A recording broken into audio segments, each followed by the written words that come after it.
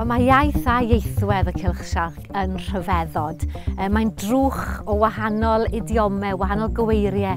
Mae yna iaith farddonol, iaith swyddogol, iaith ffals, ffug swyddogol, iaith uchelail, iaith gwrs iawn, amrwd, rwd hyd yn oed.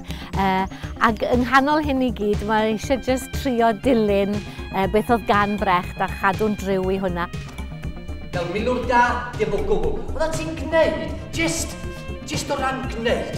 So mae'n wych bod Mererid yn rhugl yn Almaeneg, felly dwi wrth gwrs dim ond i darllen y fersiynau Saesneg ac yn sylweddoli bod yr Almaeneg trwy Mererid yn reit wahanol weithiau.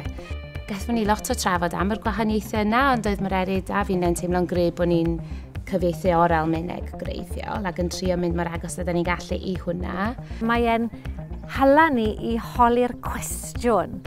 Dych chi ddim yn dod allan o'r theatr yn meddwl, o, yna'n neis, neu, yna'n drist. Chi'n dod allan o'r theatr yn meddwl, nawr, beth sy'n gyda fe fyna?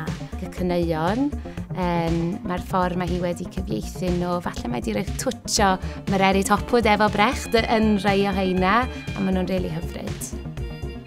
Mae Brecht yn gwybod bod na ddrygioni ymhlith dynoliaeth, ond mae e hefyd yn gwybod mae gan ddynoliaeth mae'r allwedd i ddatrys y drygioni, i gael gwared arno fe.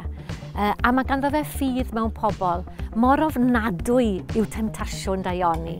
Dyna un dyfyniad pwysig. Mae'r hen grwsiau fach yma, dwi ddim eisiau bod yn gwdi, dwi ddim yn chwilio am adenydd angel, ond mae'n ffeili gadael y plentyn bach.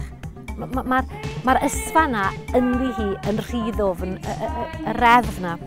Ac mae dyfyniad arall gan y cyfarwydd, ac yn y dyddiau mwyaf gweidlyd, mae pobl dda yn byw.